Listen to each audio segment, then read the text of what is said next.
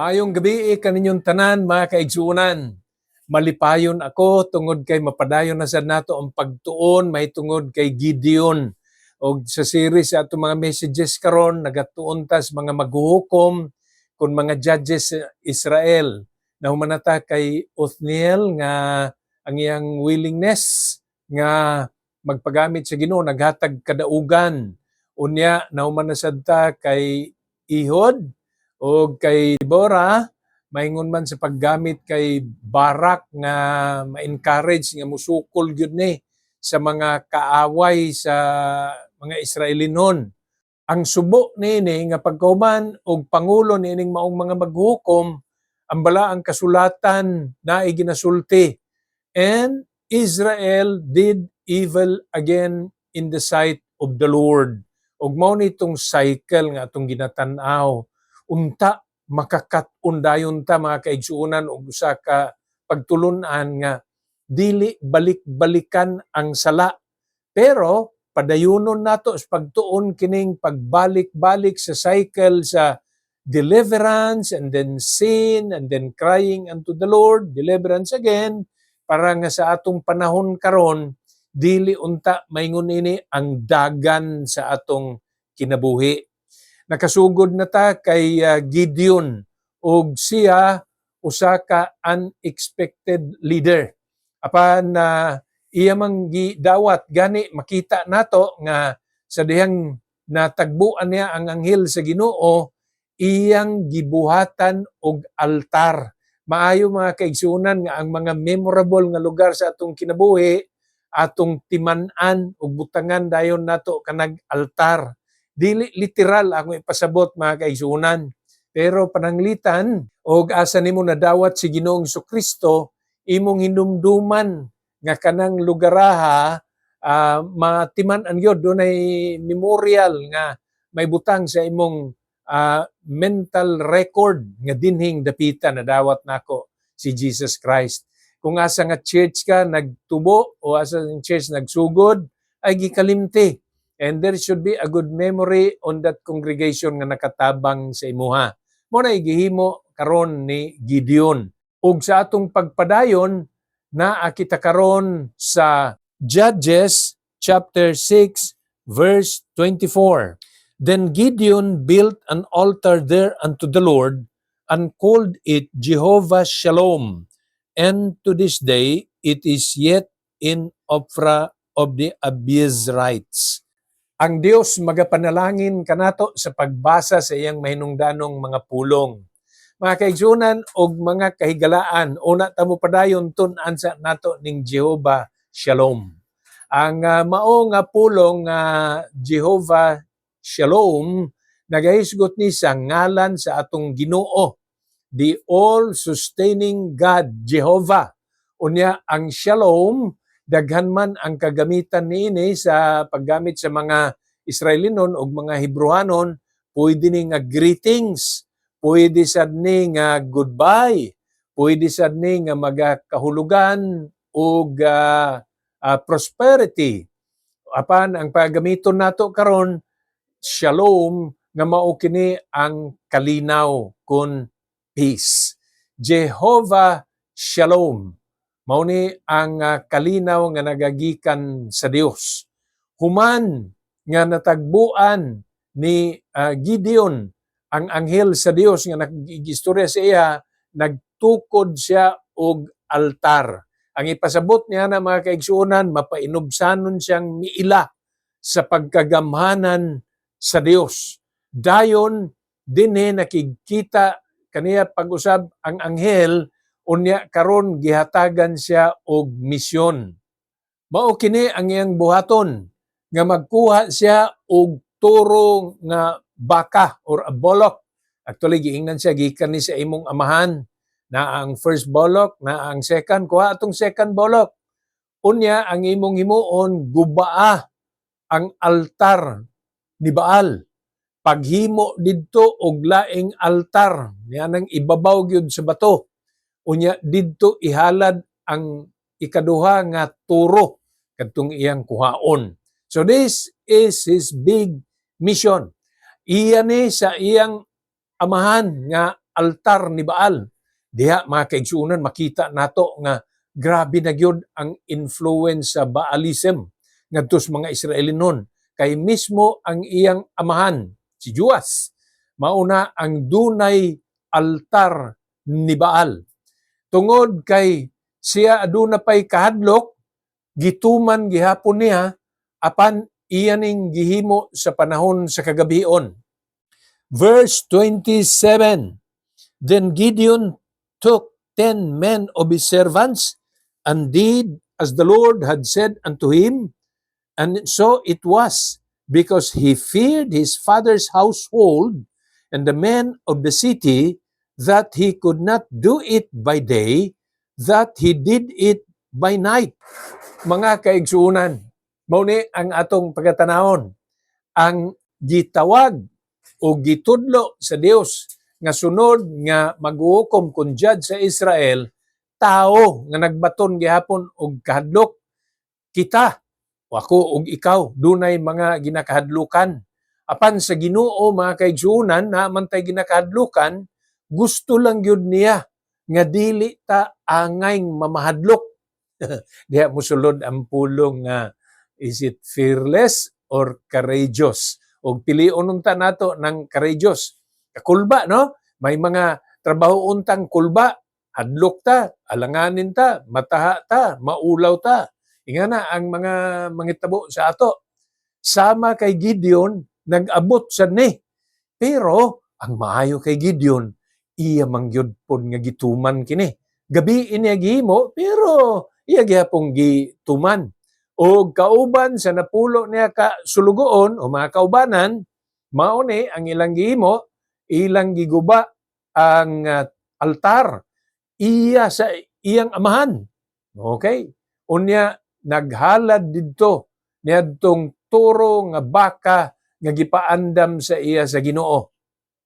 Karon pagkabuntag na nakamata na ang mga katawan, didto nakita nila guba na ang altar ni Baal. Unya naay bag-o nga altar. Unya didto gihalad kadtong turo nga giandam ni Gideon. Unya sila naging kinsa may naghimo niini. Ug ang mga tao miingon nga si Gideon ang anak ra mismo ni Joas. Timanan nato nga kung moingon his father's household, pwede ni nga clan nila, dili ni tribo but their clan, household. Mo'y mga tag-iya ni ining maong altar. O ingon ang mga katawan, ipagawas ng imong anak. Kay siya kuno ang nagguba ni ining altar ni Baal. Ni adini mga kaigsuunan, ikaduha natong leksyon. In any given place, God has a person who will stand for him. Sa bisan asang lugar, naagyo'y tao nga mubarog para sa atong Ginoo. Ug bisan pa kung tan-aw nimo sayon, sa naman yung lugar oy, wa na may Dios no niini. Matingala ka, apan ang Dios aduna gihapon siya remnant niya ng mong lugar. Ug dinhi ang iyang amahan mismo tun-an nato ang gihimo sa iyahang amahan para pagdepensa kay Gideon. Verse 31, And Joas said unto all that stood against him, Will ye plead for Baal? Will ye save him? He that will plead for him, let him be put to death, whilst is it yet morning. If he be a god, let him plead for himself, because one has cast down his altar. Ang tubag sa amahan ni Gideon. O sa, para makuha natong ang konteksto niini ngayon siya, kung matuod siyang Diyos, nan iyang salbaron, iyang tabangan, iyang kaugalingon. Kung Diyos pa na si Baal. Nga naman nga magdahumta nga itang tabangan kung di niya matabangan iyang kaugalingon. Ang pagsulti din ni mga kaigsuunan, nga siya nga mo hangyo kay Baal, unya mohangyo nga tabangan alang kay Baal nga ipapatay. Ang pasabot niini nga kung Dios gyud siya, nansi mo tabang siya ang kaugalingon. Dili nga kita muhimo sa atong kaugalingon para tabangan. Di nato tabangan ang Dios. Ang Dios makahimo ra. Gusto nga ang Dios mahimo tang katabang sa buluhaton, dili nga kitay mo ingon, sige tabangan nato ang Ginoo. Sa ingon niini. Naa siya'y kayang buluhaton. Makaya gyud na niya ug wa siya gahangyo sa atong tabang. Pero malipay siya nga kita makahatag sa atong pagtabang nga mapadayon, mapabarog ang buluhaton sa Dios. Ayop nga nakuha ninyo na. Busa dinhi giklaro ni Juwas nga ingon siya kung di siya makatabang siya ang kaugalingon, nganong maglaom man ta nga iya ta nga tabangan. So that is the protection or defense that came from the father of Gideon. Usa na kamaayo nga butang nga bisan pang ubang mga tao dili gyud sila mosuporta nimo, dili sila naa sa imong kabahin, people might not be on your side, but there is always someone that God can use in order to encourage you and to defend you. Dinha nga panghitabo na ilhan si Gideon nga usa ka gituboy sa Ginoo o gitawag sa Ginoo nga mamahimong pangulo ug maghuhukom sa Israel. Karon, the real test comes next. Dinhi karon, ang mga Midianites nga kadungog niini, ang mga Amalekites nga nakadungog niini, and the children of the east, sa tupa kung sa tinawhanon lang mo yun, nawa na kaniadto malinawon pataggamay kay ang mga Midianites ray nagadaog-daog nato. Karon apil na ning ubang mga katawhan, apil ng Amalekites and the children of the east. Ug nagdaghan na noon eh. Kung ingunana mga kaigsunan ang matabo, tanawa ang next pod nga natabo kay Gideon. Ang next verse nagingon, verse 34, but the Spirit of the Lord came upon Gideon, and he blew a trumpet, and Abiezer was gathered after him. Ang Espiritu sa Dios, ang balaang Espiritu, mao ang may take over ngadto sa kinabuhi ni Gideon. Pasabutan he was empowered by the Holy Spirit. Niadtong panahon naa pa siya atong kahadlok, unya iya gyapon gituman ang misyon, nakita ang iyang willingness. Karon gipuno siya sa balaang espiritu. Ug karon gipatingog niyang trumpeta ug doon na mga uban niya, anib sa iyaha. Ang tao, mga kaigsunan, may pagkatawhanon gyapon nga ampuan nato atong kaugalingon nga dili ta dangatan sa pagduha-duha o kung moabot ang pagduha-duha, dili ta madala sa pagduha-duha. Kay karon, timanin ninyo ang sekwensya, nahadlok si Gideon. Pero iya gyapon gituman, iya gyapon giguba ang altar ni Baal. Gipadayon gyapon niya ang himo ang laing altar. Unya gipadayon gyapon niya og halad ang turo nga baka. Pero niini karon nga pakig-away sa mga Amalekites, the Midianites, and the children of the east nga gadaghan, siya nangita na pod og laing timailhan, confirmation sa Ginoo. Mga kaigsunan, di nato i-recommend nga ingunining ato nga mangita gyud ta og outside confirmation. Pero tun-an nato ang natabo. Ang ato dinhi nga kung kabubuton sa Ginoo, ang spiritual confirmation maoy maglabaw kaysa sa outside confirmation. Kumuyong ka nga, sige, kumbinsido nako nga magpastor ko. Pero kung karon nga bulana, kung hatagan ko sa Ginoo og bag-ong sakyanan, mao nay ilhanan nga papastoron gyud ko sa Ginoo. Dili ingon na ang pamaagi sa Dios. Spiritual confirmation, when you realize that there is a need, mao na ang pagpaila nga ginatawag ikaw sa Ginoo bisag wa pay outside nga confirmation. Pero tun-an nato ang gihimo dinhi ni Gideon. Verse 36 and 37, if thou wilt save Israel by mine hand, as thou hast said, behold, I will put a fleece of wool in the floor. And if the dew be on the fleece only, and it be dry upon all the earth beside, Then shall I know that thou wilt save Israel by mine hand, as thou hast said. Ang gihimo dinhi mga kaigsuonan ni Gideon, nangayo siya og external sign sa Ginoo, a fleece.